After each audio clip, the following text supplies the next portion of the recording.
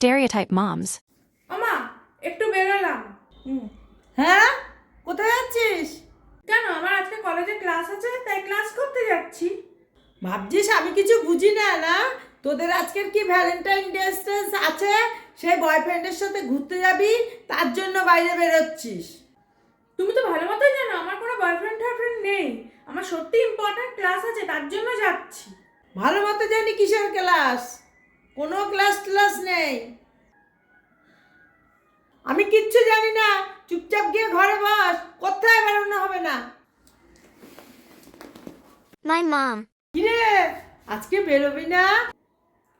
দূর, কেন বেরোবো আজকে, কি আছে? তোরা কি ভাবিস আমাদের বয়স হয়ে গেছে বলে আমরা কিচ্ছু খবর রাখি না?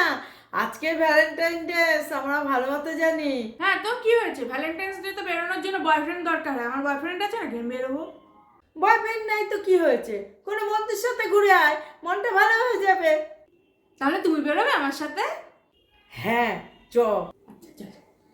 দাঁড়া রেডি হয়ে আসি, বেরোচ্ছি।